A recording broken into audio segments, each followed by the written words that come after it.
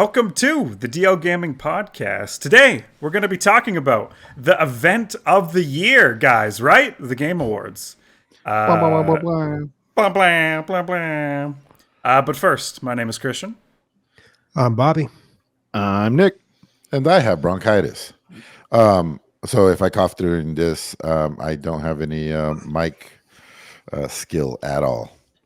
So they talk to them. So they call themselves the gaming's biggest night. Would you guys agree? I mean, with the absence of E3 and shit, and like any other like major event, there's so many things that have been announced and like touched up upon during the Game Awards, and I'm like, yeah, I guess it is gaming's biggest night. I think it probably is. I mean, what else do we even have anymore? We don't have E3, and we don't have. I mean, this is like kind of a combination of an award show and E3. Like there were a lot of announcements in here, so I don't know. Yeah, I guess I would say it's gaming's biggest night. Maybe not PC gaming. When I was 13, I had all my friends over for a Halo launch party, and I would say that was gaming's biggest night for me. You know, the Game like Awards, ever? Yeah. Shocking. Yeah. When I was 13, not anymore. Not anymore. I don't have friends anymore. You guys are just acquaintances. Yeah. I've only spent thousands of dollars to be with you guys.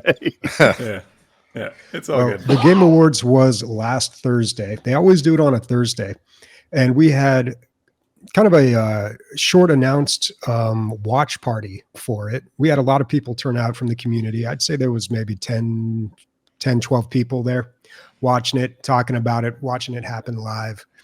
It was a good time, a lot of fun. If you missed it, too bad. Catch you next year.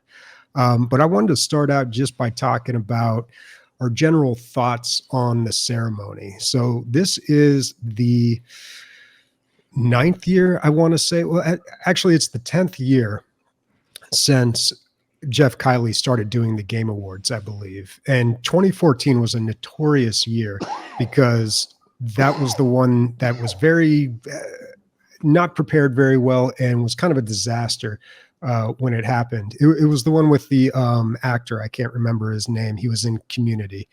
Yeah. Yeah, we remember that. It's hard. I don't remember it, dude. I wasn't part of like the PC gaming nexus. There was a lot of stumbling. It was not well received. A lot of things went wrong. They didn't have like an actual award show. They had like kind of like a cozy, like they rented a studio. They had people over and they tried to hand out awards that way. Like Joe McHale. Joe McHale, thank you. Joe McHale was doing this really weird, like snarky kind of attitude. It just didn't work. People didn't like it. And not to mention they had a ton of production problems. Like people didn't hit their marks. Like they had to skip through things. It was kind of a mess. After that, they went to what we know now as the Game Awards in that big theater in LA, and all the people coming in and accepting awards, and more like an Oscars type thing. And when they made that change, I was like, wow, okay, I think he's on to something here. And here we are 10 years later, and I think they're still good. Like I still enjoy them.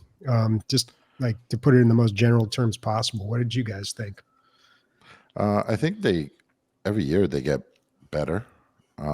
Almost every year. I'm always impressed with like this guy. He's just like a guy that had a vision and then he realized how to do it. Like you have to put enough announcements on it, which are commercials, and that sells the whole event. And then with if you sell enough announcements, then you can do what you want, which is a Game Awards. But a lot of times, you know, it's like 60-40 with announcements, but it's okay because luckily gamers love big announcements. So it kind of works out. Maybe the balance isn't ideal, but yeah, I think it gets better every time. I thought the level of production was fantastic. Do you feel like the celebrities taking part of it at all, like Matthew McConaughey or Anthony Mackie showing up, or the other guy Shang-Chi? I hate those fucking Muppets, dude. Get them out of there. Dude, fuck you. All right, Muppets are the best. There's no better Christmas movie than Muppets Christmas Carol. Christian's just been waiting to bring the Muppets up, but let's take one step at a time here. Let's Everybody loves the Muppets.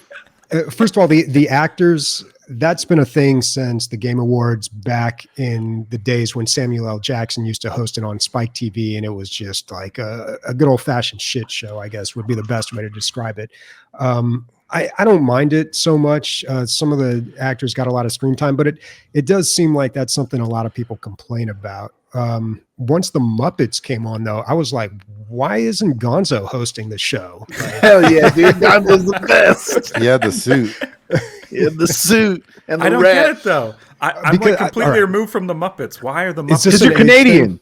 No, I don't think it's a Canadian thing. I think it's an age thing, dude. Like I grew up with the Muppets, dude. Muppets Take Manhattan. Like nothing's better than a good old Muppets gag. Like they're just funny. They're the best. If you No, ever wait a go to Disney World, all right, one of the most underrated attractions is the Muppets. You gotta go see it. It's one of the best things. How do you not like the nothing could- Muppets, dude? What do you have, like a nothing fucking could- heart of coal? Nothing could interest me less. I just don't. I was watching it. I was watching the segment. I was like, I don't get it. I didn't laugh, not even internally. It's just awkward to me.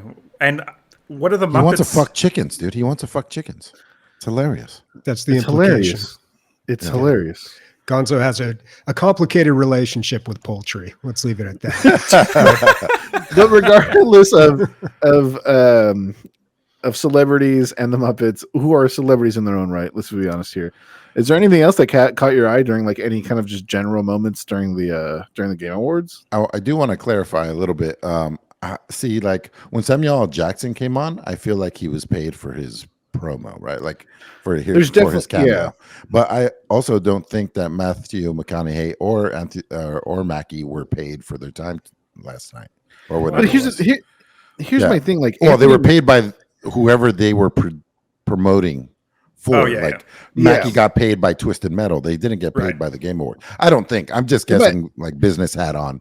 That's how it went. So it makes it a little less cringy. They're not there just to get views. Yeah, he might have been there because of the contract he had with Twisted Metal, but Right. Exactly. Promotional thing that- obligations. the thing that kind of like I'm like, oh man, come on. And he's like, oh, I'm getting a lot of credit for my sons for being here. It's like, bro, you just did a TV show that actually did pretty decently. Like How did that land? How did people like it? people liked it. It had a lot more than what some people on Reddit thought that it would do as far as viewership and subscription. It wasn't no Last of Us, but it wasn't like Monster Hunter, the movie, which was terrible. Nobody watched it. So, it did better than people thought it would. Mhm. Yeah. Well, there were, I'd say, a fair amount of complaints. There always are when the award show happens. But the biggest one was they didn't mention anything about the layoffs and how this has been kind of a rough year for people in the industry. And that was something going into it that I think people were wondering if something was going to be said about it. And I thought back to past years, and I want to say, my memory's a little fuzzy. I want to say in past years, comments were made when that whole Blizzard women in the workplace thing was going on. I Yeah. feel like they commented on that. And also when that whole thing was going on with Kojima and Konami. what's Konami. Yeah. Like he took a jab at Konami. So I was kind of expecting like not to be a whole production, but at least a comment on what was happening in the industry this year. There's I think it's- the Go ahead. cameraman was zooming in on people who were laid off in the crowd. I can 100% say that. Zooming in on the Destiny Wow. 2 community manager who was laid off on best ongoing game. Zooming in on, so that's kind of some discourse that's been happening like online. Like whoever was running the cameras was, selectively targeting people who no longer had Well, jobs. that's not just the camera. That's the person in the booth, like hitting the buttons and saying, "Go to camera number one." So- Okay. So then some orchestra, some brave soul, I think, was making decisions. Well, a lot of you- people lost their jobs, right?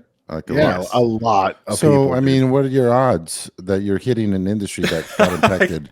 Like I don't Yeah. think. I guess it seems chances are very good. strange. Chances it seems are like good. a very strange thing to like orchestrate. Yeah. Talking about the fucking camera guy though, talk about him being the MVP whenever a award that was nominating Starfield showed up, he would zoom in right into Todd Howard's face, and whenever he fucking lost, he's just like, He was just so fucking upset, dude, that Starfield won nothing. It's funny that they didn't talk to Todd Howard or who's the other guy? Somebody big up. But when the guy in Power Armor came out and then he does that little message where he's like whispers and he goes, "Oh, those are my parents, or they're my creators." And then they went to them and they were like, "What the fuck?" Nobody briefed them that they were going to be on camera, so they were like, "What's going Somebody on?" was expecting an impromptu comedy moment, and it did not land at all. Cutting in real quick, the tomato meter on Twisted Metal is 68%, which is okay by critics, but 94% by critics. I mean, by audience score, over 1,000 ratings. Oh, cool. That's pretty good, dude. That's very good. I'm gonna check that out. Okay, interesting. It's just on Showtime, which is like not the best platform in the world. So, guys, it really a show really depends on its platform these days. Christopher Judge, Teal'c got up there and he fucking killed it. Also, Simulio, I'm not saying that right. I don't know how to pronounce his name. But when he started talking about the StarCraft and Warcraft 3 rushes that he did, I feel like that's a really cool celebrity tie-in moment to like a niche gaming community. And I didn't get that from Matthew McConaughey or like Timothy Chalamet Anthony Mackie. at all. Yeah, it's like when someone can go, dude, I used to play StarCraft. I used to do like all this shit, like Bandling Rush and all that stuff. That is nice. But when it's like, I'm here, I'm Matthew McConaughey, I'm talking about this game. Blah, blah, blah. It's like, nobody cares, Matt. Get the fuck out of here, dude. Like, give me somebody that used to play Twisted Metal when they were 12 and, and did all this shit and let them talk about the game or whatever. But Anthony Mackie was obviously there because of his tie-in with Twisted Metal. Bobby, I think we have two things in common here. We did our notes individually and I kind of cross-referenced them a little bit. So Sam was watching it and she was like, "Why are they playing music while he's talking?" I'm like, "Oh, that's like an Oscar playout. It's like a thing." It's the wrap-up music. She's like, "It's so rude." And she's like, I was like, have you never seen some like the most egregious errors of like award history for speeches though? Like running 14 minutes long, 15 minutes long? No, it does happen. Dude, I'm pro fucking, what is it? What'd you call it? I thought it was playout music. Condensing? What'd you call it, Bobby? When you wrap-up music? Wrap-up music. I thought it was playout music. Wrap-up music. Yeah, I'm pro wrap-up music. And I'm pretty sure everybody was told, like, you got about 45 seconds. Well, I think the reason that this happened was last year, Christopher Judge went on for 8 minutes, which is a super long time. And it's I don't think everybody really understands what that means from a production standpoint. If somebody goes over their time that much, everybody in the back that's been working on this and they're scrambling to like fix this and reschedule and like, okay, where can we cut time? Because like they're on a schedule, dude. Like that. Yeah. It fucks up Time is everybody's money. rhythm. Christopher Judge is not on a schedule, which is great. Christopher Judge doesn't give a fuck, by the way. Is that the Kratos guy? Yeah, that is the Kratos guy. But Sam called him Black Mickey Rourke. And I was like, that's kind of hurtful. It looks like he's had a lot of work, dude. Or maybe he just looks like that. I don't know. He's got a wide face. That's all I have to say. Like he's a broad head. They were aggressive. Yeah, he's a broad person. But they were pretty aggressive with the wrap-up music. Like I was kind of surprised when I heard it coming in. I was like, that's pretty quick. Because even at the Oscars, I think they give like Best Actor, Best Actress. I think they give them a good couple of minutes. 2 minutes, right? Yeah, I think it's 2 minutes, and everyone else is like 45 seconds, well, until you get to the later awards. But it seemed to come in quick. And the biggest criticism that people had was when, was it the Baldur's Gate people that were mentioning somebody who their had passed away? Oh. Yeah, and then the wrap-up music came in, and it was like, ooh. Well, all the times the fucking press the play button. Somebody could have It's like this game took us 6 years to make. We really miss our I got 2 points on this. One, I mean, it's kind of like sweeping or coarser music. So I would just try to make my speech more epic and more epic. It does lay a sound bed. And we are the people, we will fight, or whatever. And then this kid will never die. There's another guy at work. There's a guy who I talked to, and I was like, "Hey, you going to the party?" And he's like, "No, I don't do well around crowds." And I was like, "Oh, just so happens that guy won the like safety award and so you have to like come and talk on the mic." I was like, "Oh, he's really gonna bomb." And then he read the entire speech that that Rocky says at the end of Rocky 4. He's like, if you 20 million people and the all American people and he just goes off. And I was like, and everybody's fucking cheering, dude. It was awesome. It was awesome. It was really That's cool. I do want to mention one thing that Christopher Judge says, and I love shit like this, is calling out companies and calling out like bad business practices. He, for those who don't know, he called out Call of Duty, essentially shitting on them in their recent game, which is one of the lowest rated games based on their campaign.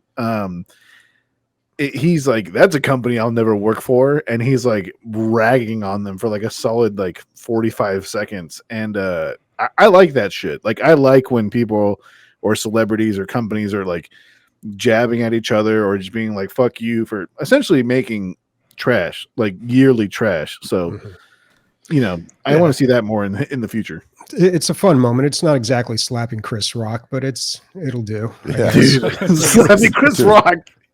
You know that VH1 show, it's like Remember the 90s? That's going to be on like Remember the 2020s. Is Chris Rock getting fucking Let's not remember the 2020s. Okay. Please. I have a problem. I have a bone to pick, and maybe one of you also should have this bone. Why were so many of the trailers have dubstep in it? I know we have dubstep in this show. Dude, it's in the intro. But forget about that. Forget about that. Get the dubstep out of the announcement trailers. It's fucking. It's not just that, dude, but just in general, a lot of the trailers just seem so exactly the same. Like they really just blend together. Yeah, and it's unfortunate, man.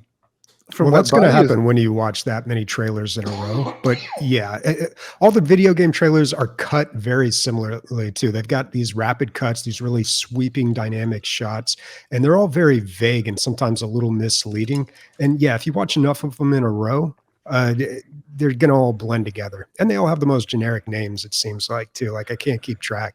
That's why Big Walk really stood out. Sorry, Nick. It did. Yeah. It did. It actually really did. What I will say, we're going to get to the games later, so we don't need to talk specifics just yet. Sorry, one game stood out. Well, I mean, there's a lot of games that stood out. Stay tuned to find out what it is. Keep listening. Continue. For those who don't know, Bobby has a very like on point stance when it comes to movie trailers and things like that, and I think that also applies to game trailers. I think you watched a video a long time that's like how to make a movie trailer, and that's why all movie trailers seem the same. I think that's happening with game trailers, and it's happening when you put them in short form. When you get a game trailer and it's like 2.5 minutes, 2 minutes long, it changes. You don't have the blah, blah, blah, blah, blah, like all that shit. You just, when it comes to a 30-second, 45-second trailer, dubstep will get people's attention because it is so abrupt. And I think that it's why it's so overused. Well, it's like easy to cut to. Exactly. That's another thing is the tempo changes, the high, like all the different sounds and everything can be changed very quickly when it comes to cuts. When it comes to like long form, you can have orchestral music or jazz or whatever complementing music for your game happens. I think that's why dubstep was so flooding the market when it came to the trailers for the Game Awards. Mm.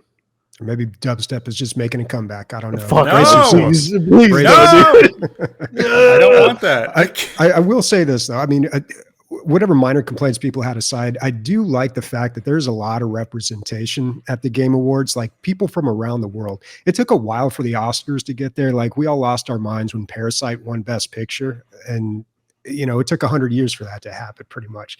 But the Game Awards, like there is a lot of diversity there. I mean, a lot of Japanese because, you know, gaming's huge over there, but also people just from all around the world. I saw and that's Africa nice represented. I don't know about. I think, you know, funny enough, Prince of Persia actually looks a little bit Persian this time instead of like a blue-eyed white guy swinging through the desert. You know, he doesn't look like he's from Milwaukee. You know what I'm saying? Milwaukee, Prince of Milwaukee, Prince of fucking. Jeez. As far as like you know, some of us like the music, aka the dubstep.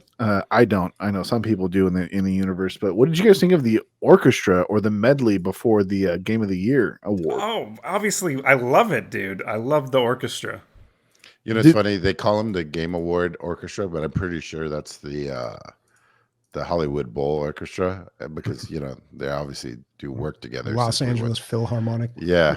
So yeah, they're great. I thought that was probably the best little thing of This is the the best night. part. Although I liked the fucking Viking one too, man. I thought It was pretty Yeah. good. It was very short. The God of War team always does a great time when a great performance when it comes to music. Oh, that was for Senua's Sacrifice. That's what it was. Sorry. Yeah. Misremembered that one. But as far as the orchestra goes, did you guys see the fucking flute guy? And he was switching instruments every like song. That shit was insane. He had a quick select there. Yeah, he was like swinging them over his shoulder. I have a friend. One thing, sorry, Emilio, That's right. who is a jazz musician, and when I told him that we were going to see the Game Awards in person, I was super excited about it. He's like, "Man, I can't watch like video game or movie in-person orchestras anymore because after being a part of a couple." 80% roughly, depending on where you're sitting, of what you hear is just background noise blasted through speakers of the track, not played by the orchestra. Oh, that's interesting. Especially when it's broadcast, I doubt what we're hearing is a lot of the orchestra. It's probably the background track. I mean, I don't know for sure, but from what he was saying, that's kind of how it is. TV magic. Kind of like orchestra lip syncing, right? Well, even when we saw the orchestra in person, I heard drums and I looked on stage and there was no drum. There was big bongo drums, but there was like a separate drumming track that was not represented in what people were doing on. And that was kind of disappointing-ish. I was like, they could have probably. Yeah, same thing during the Senua's Sacrifice. Like that dude was going, the drum guy was fucking going off, dude. Like he looked like Animal from the Muppets. And I was like, whoa. But I was like, I can't hear it. I can't hear his fucking. Do we need to explain Animal from the. For Sniper and his. He's a giraffe or something. Of the Muppets. He's the drummer for the Muppets, goddammit. Oh, dude. Last thing I got really is like, how did nobody bring up what standout year of gaming this was? Is it because they say these things every year? They're like, we had, you know, it doesn't matter. Gaming. Yeah, it doesn't matter what kind of year we had. They always go, "What a great year of gaming!" But not like this was a special year, but nobody brought attention to it. I felt. Here's the thing, dude. I think this year in gaming, when it came to like time and everything, I think the first 2/3 of the year was like not a good time. The last third of the year is when everything dropped, everything slapped. You got Tears of the Kingdom, Baldur's Gate, Alan Wake, like all that shit dropped. Like I think it was September or August. Like nothing really happened in the beginning of this year, and then all the real shit dropped, and they're like, "All right, this year's working up. This year's gonna develop." That's why this year is pretty good. I think you forgot how. I think we had some early hitters too, but I can't recall them right now. Yeah, no, it was a good year for gaming for sure. And some people might say it's always seems like a good year for gaming. That's definitely not true because I remember like, a year or two ago I was like, dude, this year was pretty bad. Not a great year for gaming. Not just I hate that, when but people say that.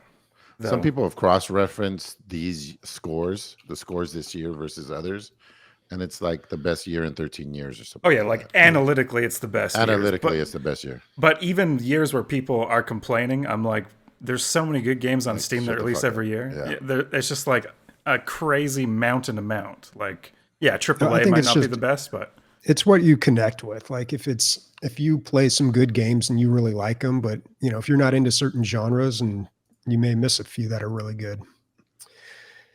As far as like missing things that are good, what did you think of like the way they did rapid fire nominations versus like actually having like a performance or a person like walking up on stage and introducing the award? What did you guys think about that? Anything that shortens up the award is a good thing. I mean, really? The ceremony. Well, I thought. I can understand both sides of this. It's nice to honor people for their work, and when you don't get to go up there, accept the award, and say a few things, you feel like you're kind of missing out. But at the same time, the award shows, the Oscars have the same problem. The award show is 3.5 hours long, and if you were to take the time to let everyone on stage and give them an award, it would be like 6 hours long. Not to mention like all the other stuff. So I mean, it's just. I understand why they do it, and it is kind of unfortunate that it has to be that way. What I always focus on is what awards are they doing the rapid fire announcements for? Dude, there were some of them that were like pretty important, like most important action game. And you were like, Armored Core. And I was like, all right, cool. Is somebody going to come out and talk about this? And they were like, good job. Best Good job fighting from game? software. And then the next best fighting game. I'm like, what the fuck? Yeah. I understand But I art think- direction. I understand music, maybe. Right. I We're getting understand started some- on art direction. live We might have to move game. segments. We might have to move Yeah. segments. we'll get let's there start. soon. Well, let's get there right now. Let's All right, let's do okay. it. Let's talk about the awards. It's like the fire. I've got a bumper set up for this. Dun, dun, dun, dun, dun, dun. All right, now we're going to the. Yay! We're going to talk about the winners, talk about the losers, talk about the categories. Obviously, Baldur's Gate and Alan Wake 2 cleaned up. Baldur's That's what's Gate up. 3 won best game. No surprise there. Well deserved. For the most part, I felt like the winners were right. Were well deserved. What's interesting is that I do think Alan Wake deserved to win a lot of what it did. I've watched a lot of review information and a lot of content information about Alan Wake. I want to play it. It seems like a work of art. Baldur's Gate, I think, could have won maybe 1 or 2 more awards when it came to like best action game and best strategy game. Only because it is a strategy game. You do have to It's not an manage action your. game. Mhm. How's it not an action game? Bro, what? It's turn-based combat. Oh, I see what you're saying. I see what you're saying. I retract my statement on that one. I officially retract my statement. You Okay. can't light me on fire for that anymore. Okay. But what I will reiterate is what I said in the beginning of the show or before the show is that Armored Core won Best Action Game. Which Dude, that's a all fun the- fucking game, right? it's so fun, right? yeah. Dude, it's From Software winning an award on a year they didn't release, like an Elden Ring or a Dark Souls is kind of like oh, That's still pretty shit, cool. all right. Yeah. Hmm. Yeah. That's a good for game I them. want to go back to. Guys, I don't understand best art direction. Can somebody fill me?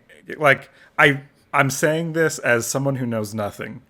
Alan Wake, I looked at it and I thought, this game is photorealistic and beautiful, but isn't art direction, I just feel like, is it creative? Like, what is this category? So I think art direction runs a couple different categories, right? I think it's not only graphics or like graphical style, but what I really think it entails is like how things interact in the world. Have you ever played Animal Wake, like the first one at No. all? Or No. Okay, so like there's very dynamic like interactions at the way like the levels work and like light and all these other things. And from what I've seen and what I've seen as far as like gameplay and like review stuff, it is really dynamic. Like it is really interesting, and it does really have a very interesting way to tell the story and visualize things that are happening. Okay. The way like lighting works, the way that colors work, and things like that. It's not like that language game that Days was talking about a couple months ago, where everything's kind of pastel colors and odd graphics, but it looks nice. That's not what art direction is. Art direction is like really personifying what the game really makes you feel or makes you interpret while you're playing it, right? And I think Alan Wake really does deserve to get that, because it's a lot more dynamic than like Baldur's Gate, for example. There's only 3 art changes in all of Baldur's Gate when you play it, but Alan Wake, there's a lot of like tones and moods set on different levels, and the way that themes change very quickly. I really want to fucking play it. Now, the more we talk about it, the more I want to actually play it. So, Okay, cool. Well, that makes sense then. I feel like I've just been educated, because I was kind of surprised that when I thought about best art direction, I thought, oh, they're going to go with like a super bold, stylistic game that took a chance and like kind of broke the mold. And then Alan Wake seemed to me as a little bit more typical. So, okay, cool. I think they had a best art style award, then yeah, Alan Wake wouldn't win, because it's just photorealistic. Whatever most photorealistic game or most unique, graphically game would win. I don't think art style is maybe something that would do, it would probably be art direction. They would probably keep that. So Art direction, I think, is another word for best graphics. I think you missed my whole. Oh, sorry. I think you missed my whole fucking speech on that, buddy. Well, I mean, to explain to people who are listening, Nick, you went on a very beautiful speech explaining art direction. Emilio got up to go get a drink during that, then just sat down and said, Just "Oh no, dropped it's just the best bomb." graphic." For those who never listen to this podcast, by the way, this is very, very common. Okay, Very typical. very typical. Yeah, I don't know. Our best art direction. Well, first of all, Alan Wake 2 was kind of the surprise for me. I didn't really pay attention to that game at all, so to see it win so many awards, it's kind of piqued my interest a little bit. God, the first one was so long ago, but I don't Did know. you play the first one, Bobby? Very little. Oh, I don't know. yeah. It wasn't on my radar at all. Literally, like, is it on? It PC? was on my radar. I'm the one that talked about it. So Yeah. Is it on PC? yeah, it's a Microsoft game. So yeah, it's on PC. Oh, cool. Microsoft, Hey. as in it's on Game Pass too. I don't know if it's on Game Pass. I will check right now. But Okay. continue talking. I can't wait for Nick to play it. Honestly, like I really want Nick to play it. What? Was there any any nominations where you guys like? I would bet the house on this one winning. Like, I obviously Baldur's Gate 3 was gonna. I was like, I would have bet the house on Baldur's Gate 3 winning.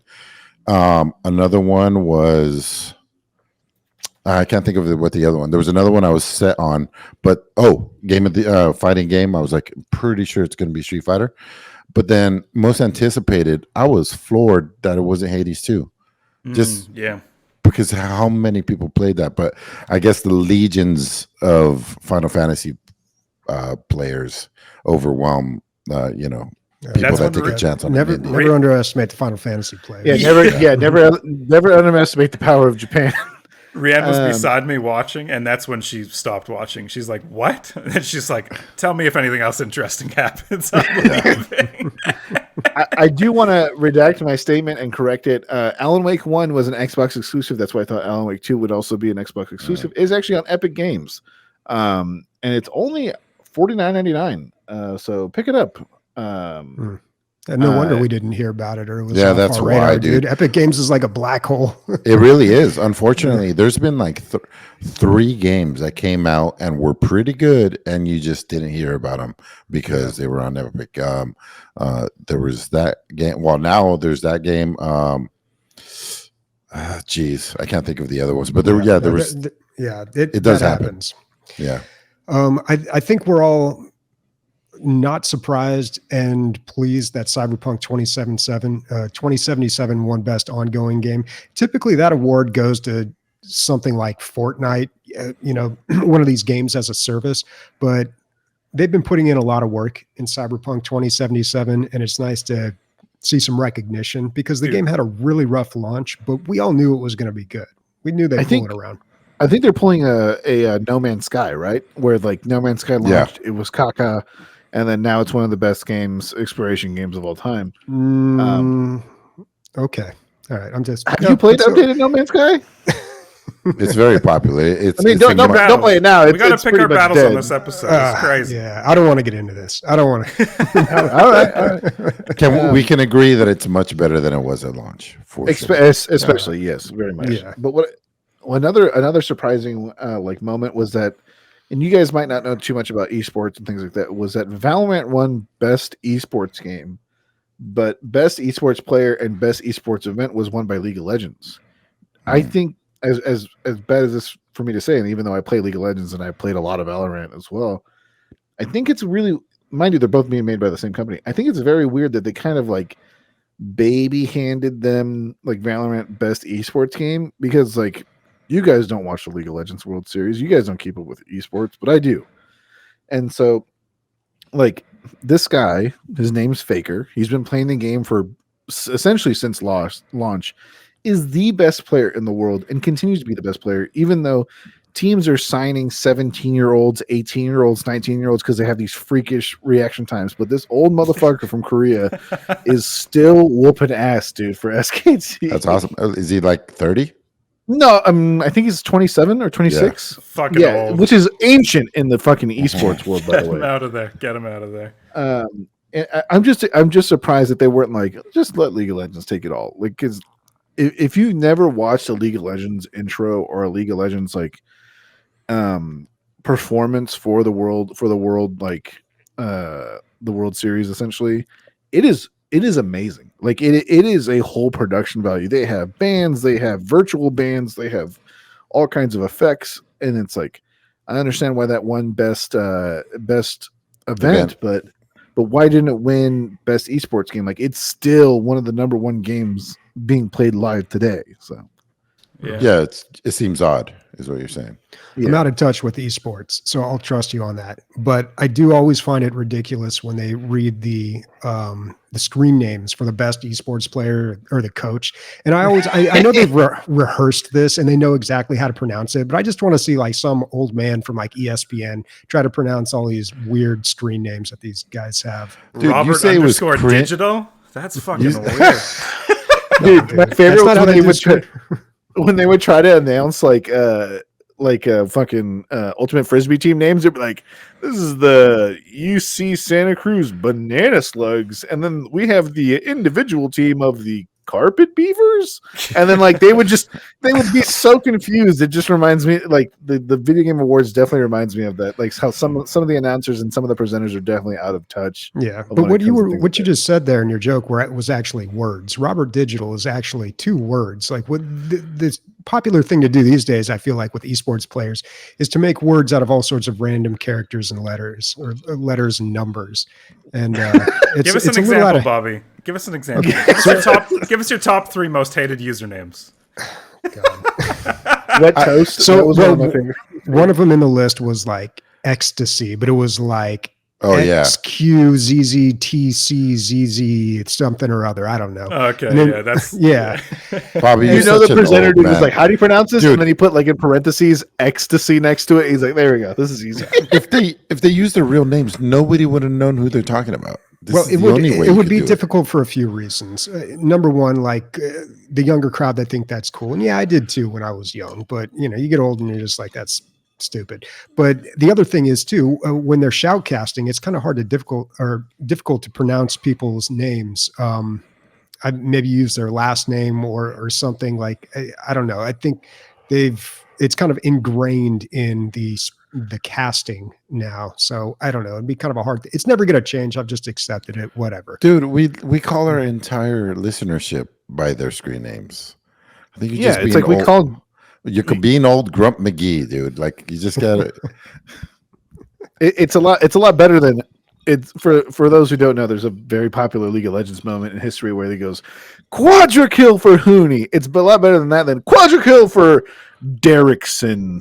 Like, it's a little bit more off the cuff. But anything else as far as like winners go that you guys want to talk about? Yes, we need to talk about fucking Baldur's Gate 3 and how when he went up to accept the award, he was wearing the same armor that he wore when the game was first announced 4 years ago. I got it in my newsletter. I got the Larian Gazette on my newsletter. I clicked it. I watched the video. I was like, oh, this is cool. They're working on Baldur's Gate 3. That same armor he wore to accept... I mean, just a lifetime of work, and the armor just like personifies that story for me. I thought that was pretty cool. Also, it almost didn't make it to the Game Awards, apparently. Some other guy was bringing it. His plane got delayed, and they had to get him like another plane like rerouted. Yeah, they shared some of it on Twitter. I was like, oh, that would have been shit. For those who don't know, it is plate armor, so it is quite cumbersome and quite hard to put together and ship. I've told this story before, and I like telling it. It's almost. I was at a convention, and Larian Studios was there, and it was right before. It was 3 games ago. What is that game? Division Sin 1? Yeah. And so they're trying to promote it. They have a guy playing the lute. They have a guy drawing sketches of characters in real time, and they have hay bales, and they're trying to 0 people in their whole 0 people. Nobody is even interested, dude. So I go in there, and I was like talking to everybody. I talked to the fucking devs, and it was like a little mini fucking thing just for me because nobody else was in there. It was great. And it's so funny to like, there was a point that these guys had to try to get attention with like extra stuff, and now it's just, you know, they're on top of the world. It's great to watch. Yeah, it's great to see somebody, you know, that's the equivalent of a band handing out mixtapes out of a car, you know, and you see them at the small booth trying to get attention to fucking Game of the Year. It's fucking fantastic. Yeah. It was. Go ahead, Bobby. I was going to say there was something I was a little confused about. So they had a category for best independent game and another one for best debut indie game. And I wasn't too sure on the difference between these two. It's pretty obvious, right? It's the debut indie is their first game. I think that's what it is. I think it's like a company or developer's first ever game that they're showing off versus a company that comes out with indie games, you know? Yeah. I'm wondering why they split it into two categories. And I have a theory. This is my theory, is that with the whole Dave the Diver not being deserved or not being allowed in the best independent game, or some people saying that it shouldn't be, maybe they wanted another category to give smaller companies a chance. And that was why they have the debut game. I don't know. Yeah, that's probably what I can see some of that. Spread it.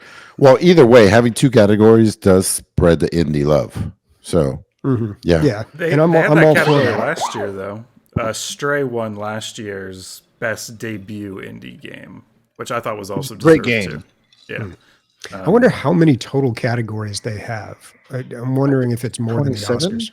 Seems like a lot, but you guys probably didn't notice this too, and it's something I just caught like by chance. But when the Pizza Tower devs were on screen when they were announcing the winners, they announced the winners, and it looks like they were relieved that they didn't win. Like one of them turns to each other and like just makes an expression. I was like, I feel like they didn't prepare a speech or something. I don't know. Play it back. Let me know. But okay, interesting. What I do have another question when it comes to like nominations and wins. Was there any game that kind of like, because it won or because it kind of got like a nomination, like it makes you want to play it besides Alan Wake? For example, like Resident Evil 4 VR. I'm looking for VR games to fucking play right now, and it is a MetaQuest, title. Is there anything for you guys that kind of, jog the memory, not VR wise, but like any kind of game that you're interested in playing now because it got nominated or it won? Pikmin 4, because I don't fucking understand how it won Best Strategy. And last year, Mario Sparks of Hope won Best Strategy. So I'm like, I gotta play these fucking Nintendo titles that are like sweeping Best Strategy. Are they really that good? I think you're going to be disappointed. Keep in mind, this is the gaming awards. It's not the PC gaming awards. Exactly. And it seems kind of weird that like strategy games are typically associated with the PC, but when you open it up to all consoles, then the word it's not even strategy. It's strategy / something, right? Oh, it's strategy / sim. That's strategy / sim. Yeah. Sim. Yeah. So here's my thing, right? The amount of people that are going to play City Skylines versus the amount of people that are going to play Super Mario RPG is an immense difference. Yeah. And that definitely comes into account when it comes to giving out an award. Absolutely. Like better than City Skylines 2? I don't think so. But should you play Pikmin 4? It's really fun, and it's really like fun to watch. It's a comedic game, like you're throwing little flower people at other people, and like no, I do want to play. I legitimately do want to play it. Like I want to see why these Nintendo games keep winning, because maybe there is a cool strategy, thing that I'm not seeing because I'm on the PC. Nintendo games are good, dude. They're for sure. They're at the Game Awards every year. They're solid games. They understand. Nintendo games understand the assignment. It's like have people have fun with the controllers in their hands and don't complicate things. Like, yeah, but Nintendo games are different though. They're very family oriented and they're very accessible. So coming from a PC gaming standpoint, you may be a little disappointed, but that's okay. I mean, you can hate play it and then tell us why it's terrible. Hate play it. Yeah. Do you have a Switch, Sniper? That's what I was going to say. You could probably get a used one pretty cheap. This nowadays. Switch. Oh, I don't know if I can say. Yes, we do have a Switch here. In You this can't say household. what, dude, that you bought it from a It's a drug dealer. famous. Like what? No, it's a famous Switch. It's a you might have seen it. You at took the it from Game a DLG Awards. con? No, it's a famous Switch. All I'm going to say, Interesting. it's Rianne's Switch. It has a little smiley face on the back, and it's been featured. Anyways, Are you not allowed to talk about that? I don't think Is that so. an NDA? Oh, okay. All right. I won't press it. I don't know what All we're right. talking about. All right. Oh, well, we'll explain later. It is kind of a famous Switch. Do we have anything more to talk about with the winners, or should we move on to the announcements? Because there were a lot of announcements. There's a lot of announcements.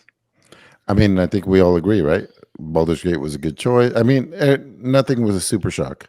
And so, I think we can move on. Yeah, Nintendo think- didn't clean up for once, or like a Yes, Zelda game, I was so- very happy that did not happen, because when Breath of the Wild just fucking took everything, I was just like, what the? Come on, man! How's Breath of the Wild get best indie game?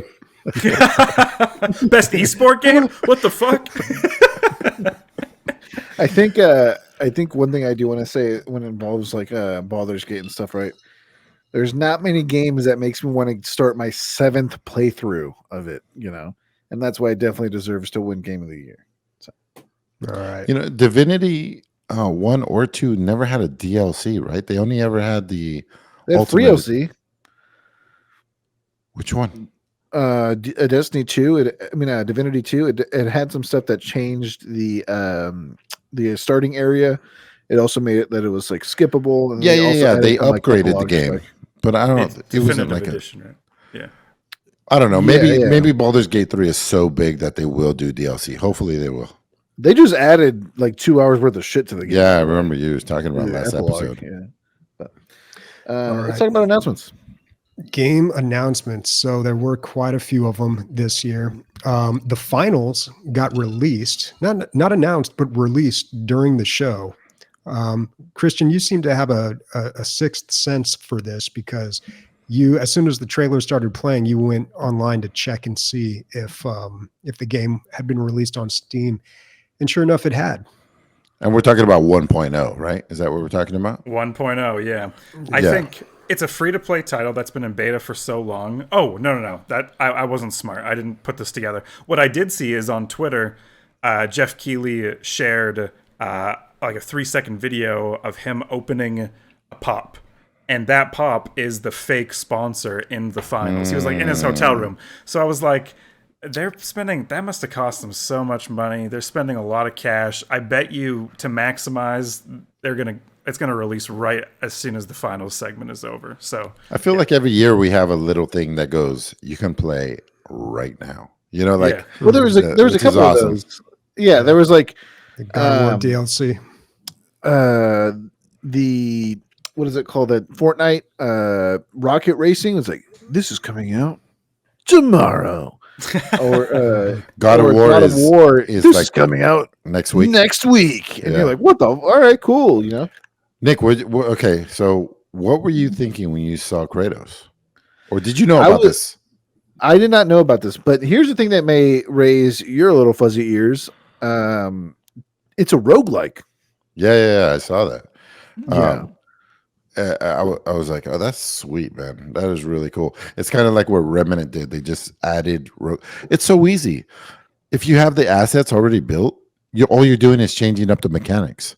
So, I mean, I'm a little bit. That's of a all you do. developer That's myself. all- Yeah, that's all you do. So you gotta do give him a little dabble do you know what I'm saying? A little randomness, a little weirdness. Yeah. But talking about randomness and weirdness and seeing a little bit of new shit, what did you guys think of Hellblade 2 getting some gameplay? Like actually seeing some shit from the game instead of like a cinematic trailer that was kind of mixed with gameplay. This is what I thought about it. So I was a huge Hellblade 1 fan. I tried to give it Game of the Year that year, but I got shut down. So I'm really looking forward to the second one. It's a small complaint. My complaint is it showed a lot of action, and the first game was like 10%, 8% action.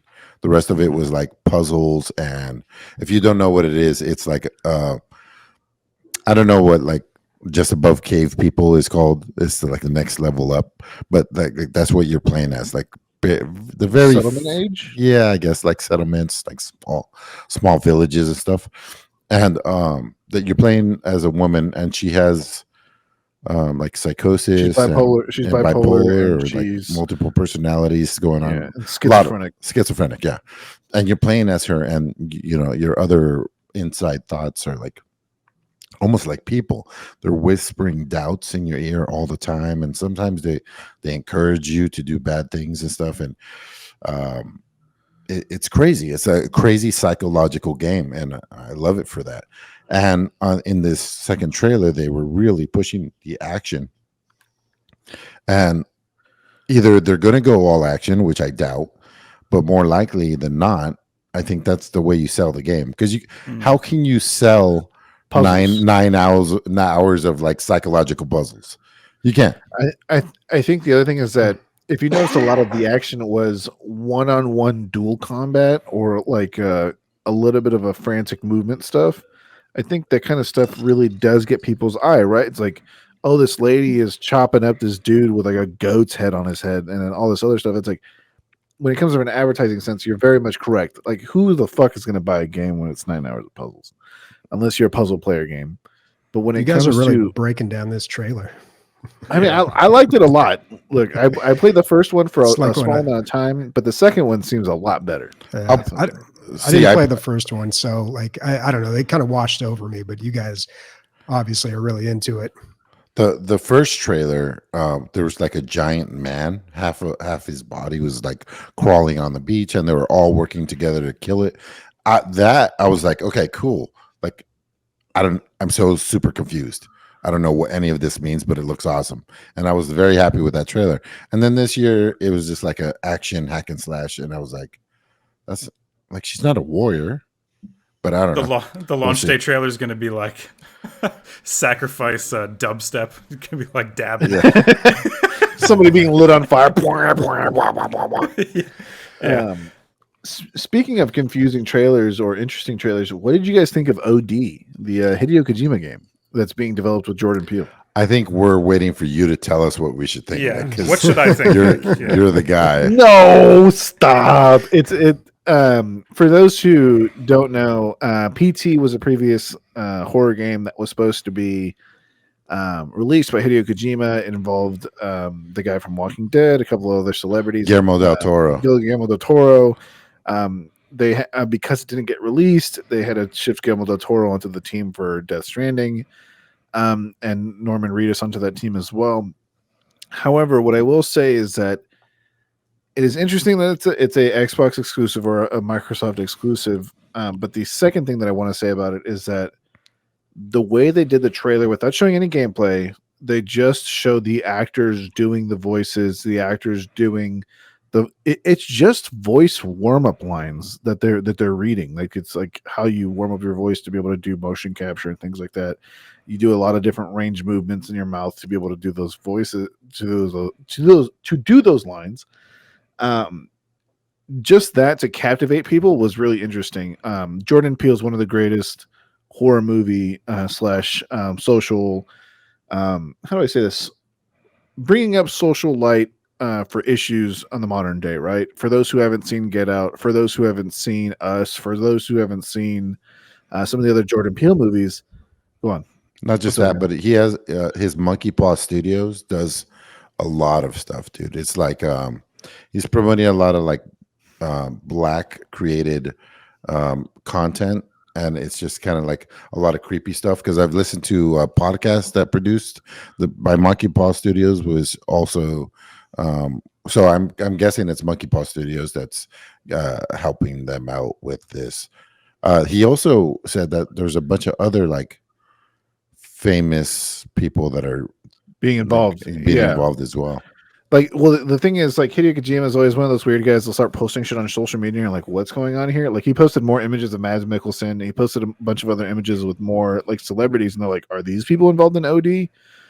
PT, okay, I played a lot of horror games in my life. I like horror games when they're good and they're made well. PT was 20 minutes long. I didn't sleep that night, and I didn't sleep the next night after it. That's how fucking scary it was. It is for those who don't know, it was removed from the PlayStation Store after about 2 months. People were paying hundreds and hundreds of dollars to buy a PlayStation with it still on it, because if you had a PlayStation and you connected it to the internet and PT was still on there, it would deactivate the actual ability to play it. So people were paying high amounts of money to be able to experience this. That's how good a 12-minute, 20-minute demo was of just this interaction. Can you play it on PC?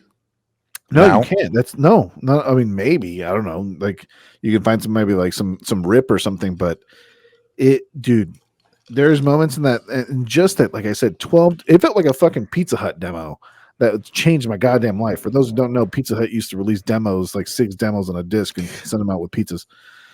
Dude, I played this shit. I was like, why is there a fetus in the sink right now? And then there's somebody, like some lady chasing me and about to rip my fucking brains out. Why is the phone ringing and there's somebody looking at me from the banister above? His games and his trailers, especially when it comes to horror, make you always ask for more or ask what is going on, and it makes you want to progress. When I play Resident Evil, or when I play like an actual horror game like Outlast, it's scary, but I'm not like, why is this all happening? Like, what is this thing? Like, what are those things? I'm just progressing to be scared. But did any of you guys have any emotional reaction to OD or the trailer or anything like that? I was sorry like that getting I a didn't. drink or something, or yeah, I fucking hate you guys. I'm sorry. I will say the mocap was very intense. It Yeah. almost looked like human people. You No, could see those are everything. human people. Those are the actors being recorded for the mocap. So But that was a digital representation of it's mocap, right? yeah. So Yeah, one thing that it's not film on skin. It's mocap. yeah. It's the mocap of the mocap. I mean, it's the result of the mocap, which is interesting because I don't know if you guys seen very much of Death Stranding, or you guys seen like how he does mocap. He boasts about how good the abilities of his mocap and things like that are. So it'll be interesting to see the end result. I know I love the guy and I love his game, so I'm gonna be picking it up day one. So. He's got a lot of fans, a lot of very zealous fans. So I feel like he could pretty much do anything at this point and people would go nuts. But I don't know. It just looked like his usual weird stuff to me. But I'm There's sure a people are new. gonna love it. He said new media type, like a new form of media. I mean, that's what the interpreter said. That's what artists always say. Yeah. I mean, We're redefining the genre. yeah, creating a new genre of video games, which delivery video game that involves like fucking otherworldly beings destroying, creators of the world is kind of new, I guess. But any big trailers that you got, like hit a chord with you guys or anything like that? Blade, motherfucker. When I saw Blade, I was so fucking. I was like, yes. Like, Why, dude? Like, where's that come from? I love Blade. I don't know. I just watched it as a kid. I wasn't allowed to watch it, and it's just one of my like core memories is like watching Blade at like 3 a.m. in the morning and like keeping the sound down to like 1 or 2 and trying to turn the brightness down on the computer and being like, yeah, vampires and like blood raves and like, yeah. So Dude, that blood rave is still one of the greatest scenes. It's so good. It's I love fantastic. that It's on music. par with Matrix. Yeah. Dude, I love the Blade series, and when funny enough, I didn't see it live, but when I did see it was on Instagram, and like people were kind of like, "Oh, check out Blade," and like it was like a reaction of like popular African American influencers reaction to Blade, and I was like, "Oh shit, they're making a Blade game." I think it's complimented the fact that they're making a Blade movie as well with Mahershala Ali, so it'd be interesting. Yeah, big year for Blade. He's coming back. The game looks cool. I mean, I like the idea of Blade. That movie back in like what 99, it holds up really well. I rewatched it maybe 2 years ago, and I was amazed at how well like the fight choreography holds up. Even I mean, the special effects maybe not so much, but still pretty good. Like it's a solid movie, man. And I think like he's a Marvel character technically. So I No, think he's they're very going to much try a to Marvel character. bring him back in the Marvel universe, but Oh yeah, I don't there's a know. movie slated. That's why. So this got announced, and Sam's like, "Isn't that a weird cut?" And I was like, "There's a movie coming out next year." So I think Yeah. this is part of that whole movement. Let's go around the table. What was everybody's favorite announcement? OD. Yeah. Well, Obviously. barely a fucking announcement, but okay. There really wasn't anything that I was that excited for. There were some things that looked cool, like Pony Island 2. All right, that could be interesting. Rise of the Golden Idol, that could be good. But and the Dave the Diver DLC, sure. Like I've been looking for an excuse to go back to that game, but nothing where I was just like, oh my god, this is. I can't wait for that. No love for Light No Fire at all. Light No Fire was the most impressive things I saw last night. Yes, they all looked the same, but one looked better than the others. You know, it was the shiniest of all the things. I thought. I'm excited for Light No Fire. I think with their experience of No Man's Sky and them saying they're gonna like be on this game for the next 10 years, like it's probably gonna be one of the best games ever. Like if not on launch, then eventually. So that's exciting. I think that's the dangerous thing though. It's like, do you make it like No Man's Sky where you wait 2.5 years to make it good, or do you put it out at the gate? I don't know. I don't know, dude. I think maybe, but maybe not. We'll see. Well, listen, dude, if they can eventually wrangle in and kind of control building an infinite universe, if they can make one planet, it should be pretty good. That's my guess. I don't know. My other thing is that I'm surprised that I don't see Bobby jumping up and down and ready to punch somebody over Skull and Bones. You love pirate games, bro. Like what's going on here?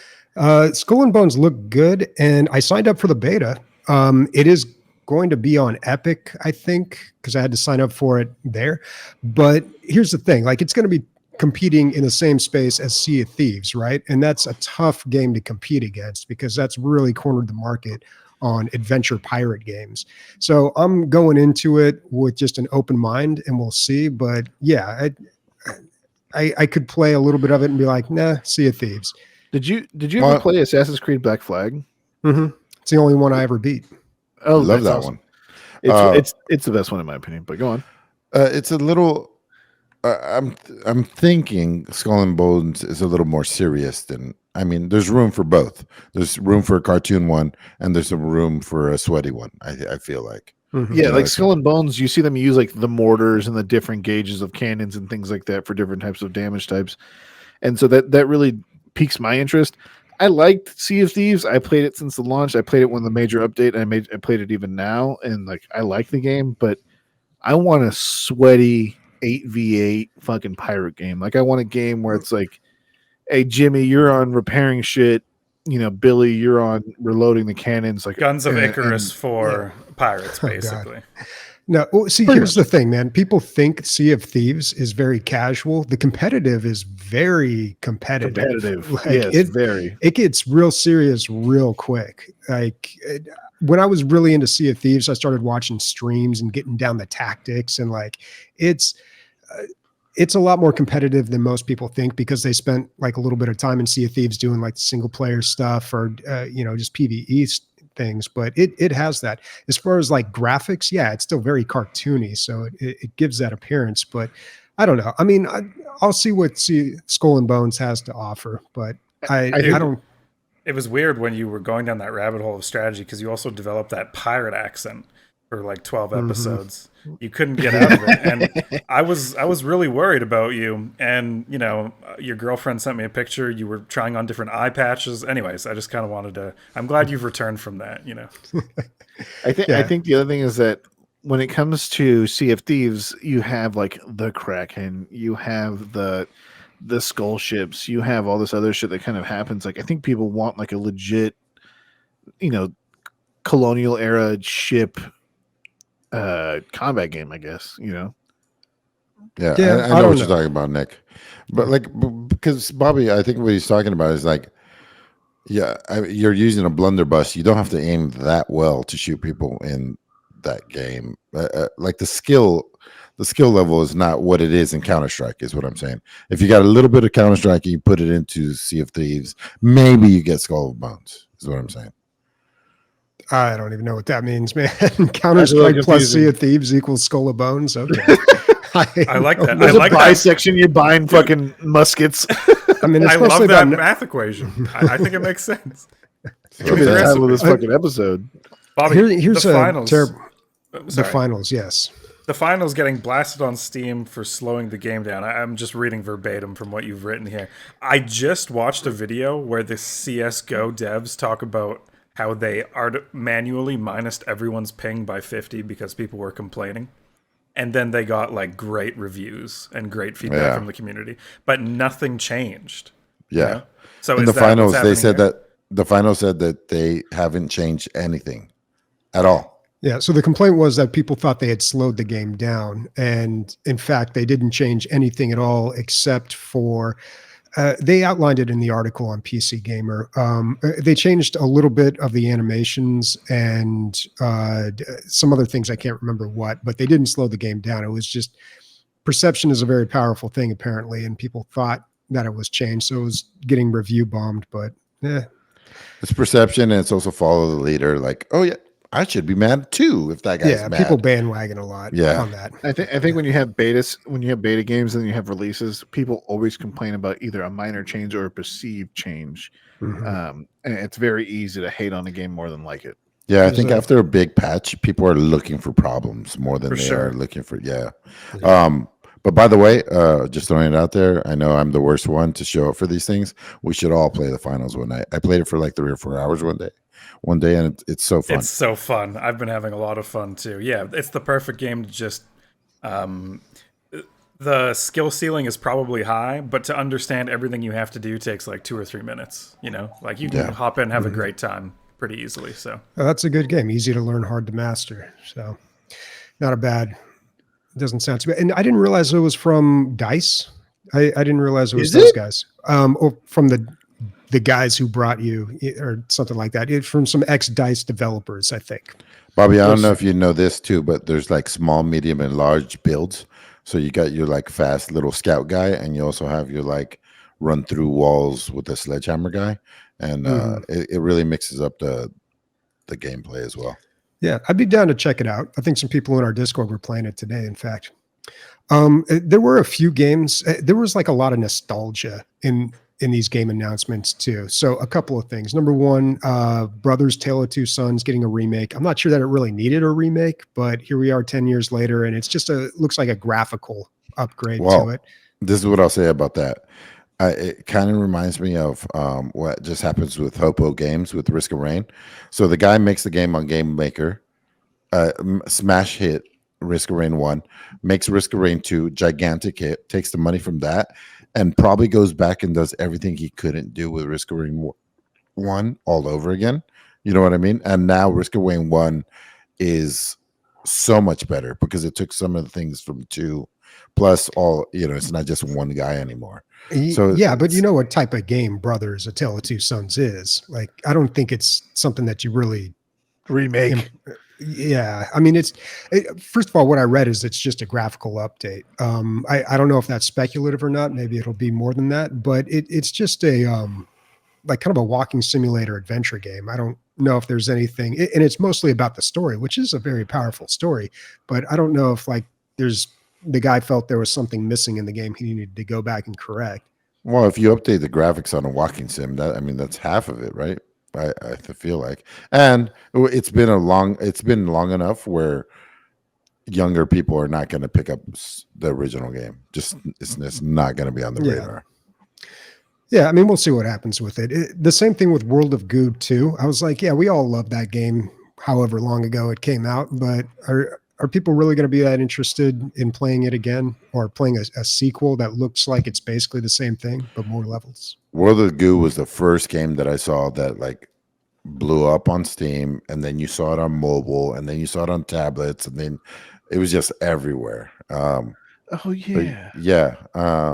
liked it, and I'll probably like the sequel too. Interesting. Yeah, I don't know. Physics games. You brought up an interesting point, Bobby. Like about 2 minutes ago.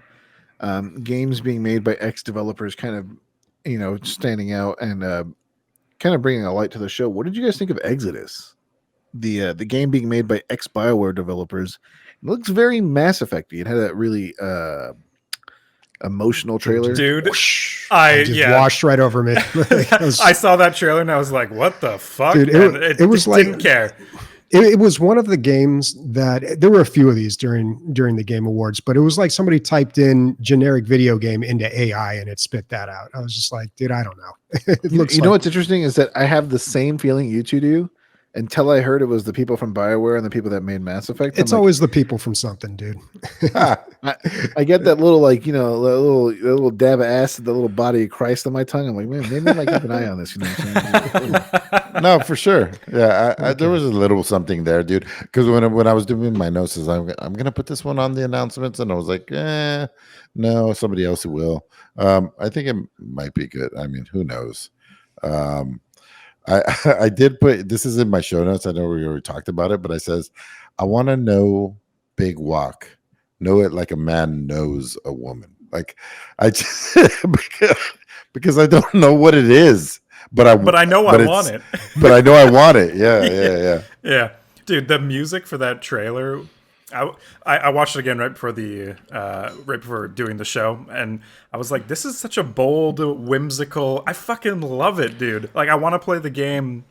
What a good way to set the tone for what the game is going to be." Well, it's the second game from the devs that made Untitled Goose Game. Yeah. Yes, correct. Yeah. Okay. This is my guess, guys. This is what I extrapolated from the trailer. Was Bobby? What's the name of the game we can never remember? That was by Jonathan Blow, where you're on an island solving puzzles. Yeah, I can't remember it. Yeah, of course. Hey, It was the something.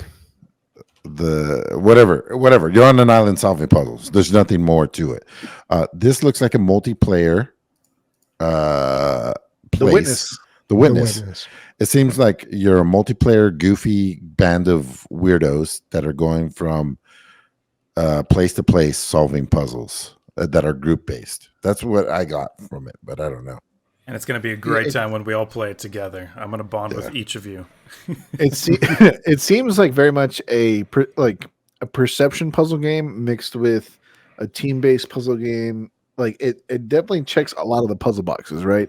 They make it so that the camera's zoomed out, 80 feet, and you guys are crossing a bridge, or you guys are in a small room trying to figure out these picture puzzles. I think what it might be, in all honesty, is a game that's like Lethal Company, where you don't play with Discord on, but instead you play with Proximity chat. So if that's the case, if they make a puzzle game like that, that'll be really fun. That'll be really interesting. I'll check it out. Pony Island 2, Panda Circuit. Is there really a Pony Island 1? No, right? This is a game within a game, right? This is just No, there's a Pony Island 1. Yeah. Is there? Mm-hmm. By the same guy? Yeah, it was the guy that made Inscription. Oh, I didn't know this. Yeah, that was like I don't know if it was his first game, but that was like, I feel like his first big hit. And yeah, it's like really weird and out there. And I haven't played it, but I hear it's very good. What I got from this was just like a game inside of a game. It looks like you're just like Inscription was. It looks like you're playing some sort of really low res game, and that has effects in the outside world. Yeah. Yeah, that one could be good. That one, I got to go back and play Pony Island 1, but the second one does look good. Here's a wild prediction. Harmonium the Musical. I feel like it plucked everybody's heartstrings, but I feel like that game's not going to do well, and we're just going to forget about it. That was the one about the deaf girl. We're not even going to hear about it, dude. It's not even going to pop up again. I don't Really? You're like, oh, that game came out in March. What? Yeah.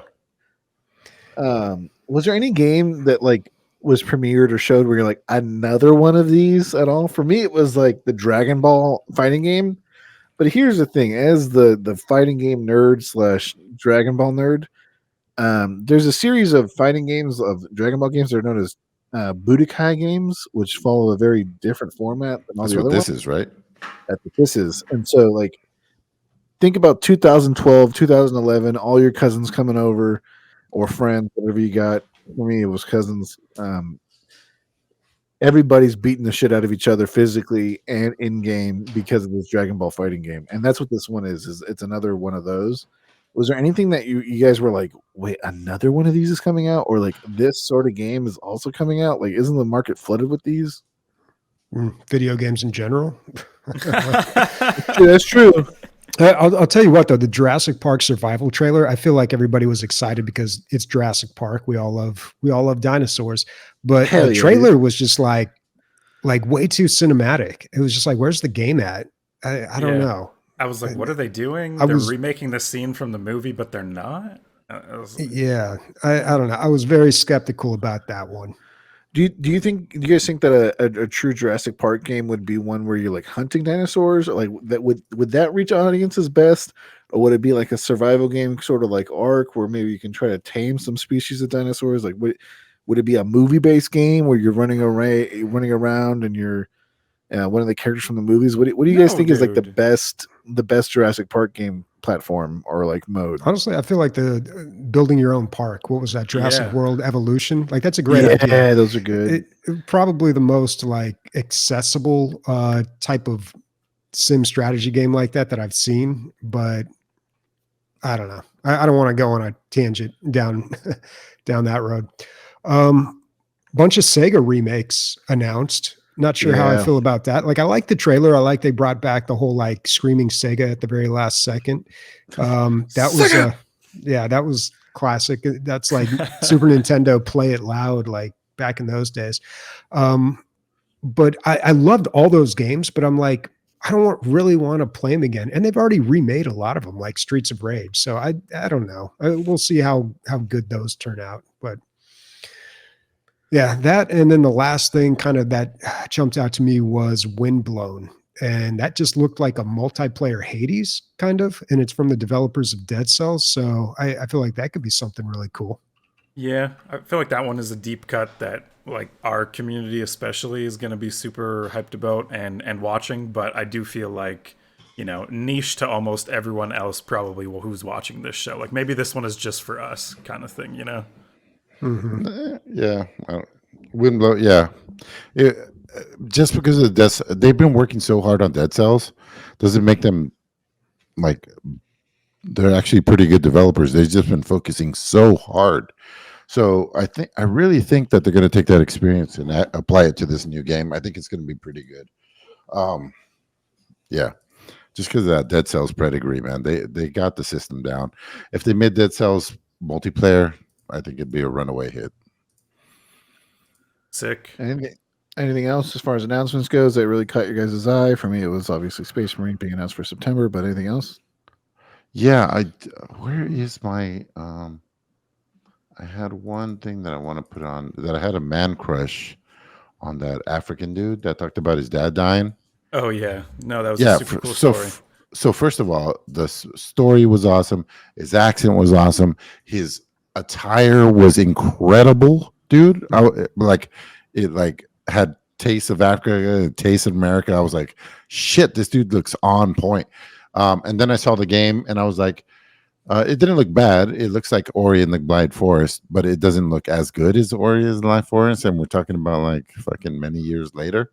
So, I mean, maybe action wise, it looks a little better. Graphically, it did not. I just hope the game does well, and I hope they price that game correctly. Like, if that game is over $20, it's not gonna sell tons of copies. But I wish it all the luck. Yeah.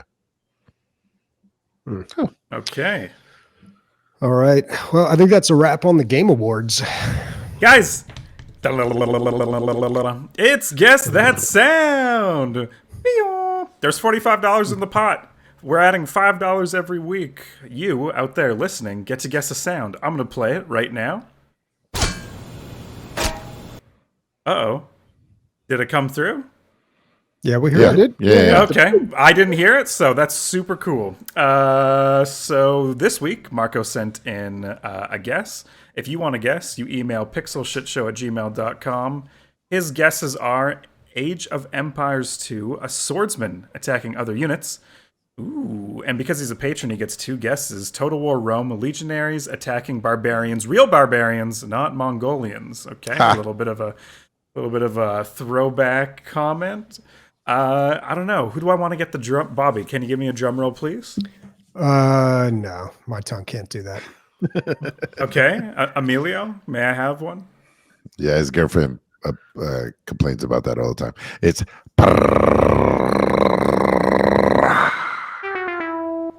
It's not right. I'm sorry, Marco. Thank you for guessing, though. And if you want to guess, next week, $50 is going to be in this pot. How many games can you buy on that for Steam? Christmas is coming up. Pixelshitshow@gmail.com to guess. Emilio, do we have any subs? we have one tier 1 sub coming. Subscribe. What? Where's the name? There's no name. Okay, it's there. Recycled. Thanks, homie. 64 months. That's like Dude. 100 years. Jeez. Thanks, That is man. quite a bit of time. It is. And you got really loud all of a sudden. Yeah, it's because I'm getting drunker and drunker. Sorry. Thought it was your mic. All right. So I guess it's time for some listener questions. Yeah, we got some Yeah. time for that. Let's do that. Yeah. All right. We've just got 2. This will be quick. First one from Zap. Would you consider buying a console to play GTA 6 at release?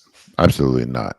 We usually get our GTA a year and a half later, and it's usually better. Usually With all there's- the fixes. yeah, all the fixes. There's usually a little more content. It's fine, man. And in general, I'm not buying $60 games, dude. Like I'm just wait them out because I have so much other things to play. For me, I have a PS5, so I'll probably pick it up, play with my friends. I have a couple friends that have a PS5 as well, so I'm not gonna buy a new one. It's not like coming out with a PS6 for GTA 6. I will say that like if somebody figured out that all the quick cuts from the trailer were actual filmed crazy shit that happened in Florida, which I thought was great. It was just like Florida man stuff. yeah, Yeah. it's all real. They're Yeah. all clips that happen in real life. That like the lady with the 2 hammers, all that other alligator in the pool. That's all real shit that happened. So Yeah, I thought it was cool. Yeah, Florida seems like the right setting for a Grand Theft Auto game. Well, they're going back to Vice City. It's just like Miami, Vice City was one of the most popular ones, and they're finally going back. So people are excited. I don't always consider Miami part of Florida, though. I feel like Miami is its own thing. Yeah, Miami's a cultural island in Florida when it comes to it. But that's one of the things that they showed in the trailer, right?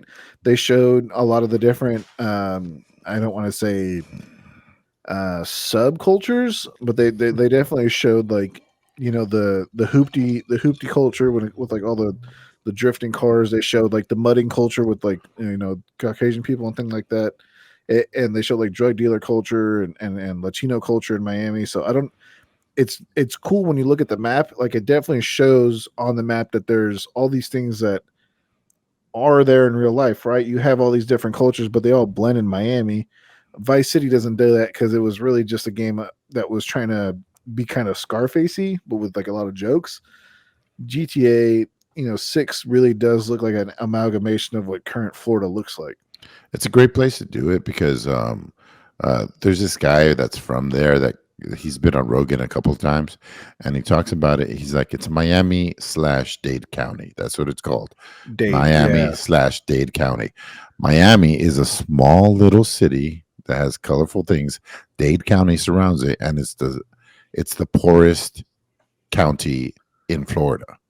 And it's like, there's so much attention on Miami, but it's Dade County, and you can't forget that. So what a great place to put a video game setting. It's like, you have opulence right surrounded by fucking crazy hardship. I think it's gonna be. What is it? 12 years since the last game, and that was a runaway. Like it's gonna be a smash, dude. It's gonna be so good. And people were knocking it. It's like, oh, it's a female protagonist and all this shit. It's like, dude, Rockstar, if they can place the setting right, it doesn't matter what the fuck you're playing. It really as. doesn't. It's their ability to make a city feel lived in more than anybody else. Nobody pulls it off the way they do. Exactly. Cyberpunk is starting to get close. I mean, they're pretty close now after all these patches. But yeah, that it's the magic. It's the setting that you're playing for. No, I won't buy a console. You just won't buy anything. We get it. We have to break your legs for you to buy a game, that one game of the year. It's fine. Well, Waconius asks, what game would you most likely buy from the show? I assume he's talking I think about show the that like Game Awards premiered show. or talked about. Yeah. Yeah. That's it. That's an exciting question. Probably it's between Light No Fire and Big Walk. Probably for me, I think. It's probably going to be Big Walk because I know that's going to be a low price point, and it'll be a social thing. So I'm just going on likelihood. Like most, the one that I want to play the most, I'm actually peaked on Alan Wake. I would like, if that comes to Steam, I might take a look at it. Blade is in close third. For me, it's the obvious answer for Nicholas. It's Space Marine, the announcement. But as far as like new titles or like fresh shit, it's OD. Like I'm like, all right, I don't care what the game is really about. You know, the production behind it makes me really want to play it. So yeah. Playable movie is the best description we have, right? So far, yeah. I mean, with the actresses and actors that are in it, it definitely seems like playable movie is the correct term. I do think the only thing I'm definitely going to purchase is the Dave the Diver DLC. Everything else is a we'll see.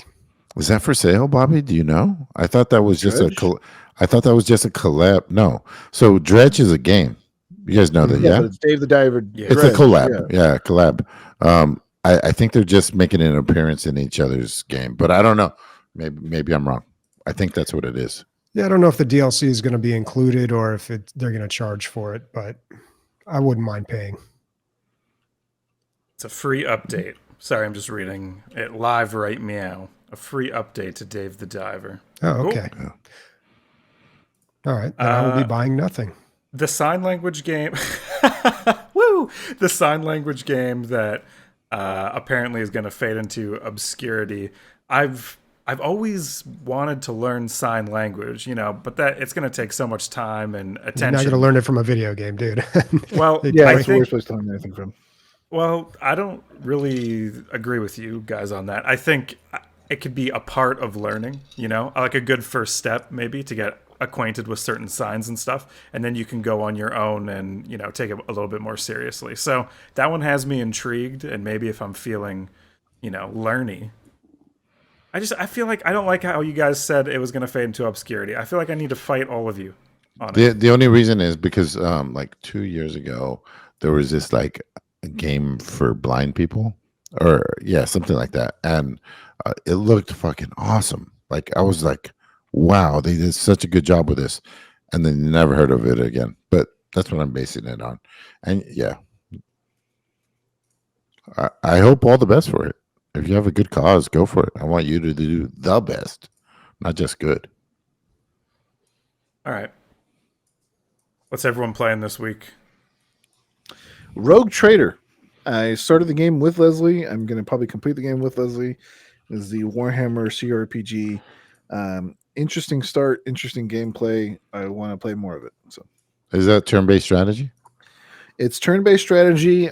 There's mixed reviews on it from Warhammer heads and from non-Warhammer heads praising the game and also denouncing the game, saying that the combat is very imbalanced. I'll tell you right now, sometimes it feels the game is almost impossible. Sometimes the game is incredibly easy. So, I don't know. Difficulty scaling is a hard thing to get a hold of. Yeah. Well, I will be playing, let's see, Emilio bought me a game, The Exit 8. It looks like a weird backrooms game, so I don't know. We'll see what that's about. Also, Lethal Company came out with an update. They added new monsters and a bunch of other new stuff, so I would like to revisit that if you guys aren't doing anything. I think my Friday night's open. Tonight? Or next Friday night? See, I might be available. It's not I'm Friday on tonight. double date Baldur's Gate right now every Friday, but I think we're Double not playing date. next Friday. Double State Ball. Dude, it was That's fun awesome. as shit. That's awesome. So it's one of those moments where I like, as the DM of normal D&D, but also the person that's beaten Baldur's Gate and like played a lot of it. The people that we're playing with, like the couple we're playing with, like are like, wait, well, this is in art, like this is in part one, like this is in act one, like there's all these things to do. I'm like, yeah, and I'm like, what did you guys do? They're like, we just did the main quest. And I was so confused. I was like, how the fuck did you miss all this stuff? So I'm excited to keep playing. That's going to be my experience. When I talk more about what I'm doing in Baldur's Gate, Nick, I feel like you're going to be like, what? Why did you do that? No, Yeah. I think that when it comes to playing the game, especially for the first time, you should have no outside influence. You should have no absolute way to tell you what to play, who to unlock, who to play as, who to focus, like all the kind of stuff. Like, don't do that. Just play the game like you would play as if you were part of the universe itself. Bobby, I missed what you were inviting us to on Friday. Lethal Company. Oh, Lethal Company. Lethal Company. For me, it's gonna be a more cyberpunk. I'm in love with that game right now. Other than that, I don't know what's gonna happen. Yeah, I can't wait for you to talk about it next week. I'm going to be talking about Diplomacy is Not an Option, which is like They Are Billions, but medieval. So we'll see. Ooh. It's pretty fun, but yeah. Next week we'll get into it. Take us away, baby. Beautiful. Speaking for Nick, Christian, Bobby, and myself, Game Award titties, everybody. 2023. Let's go.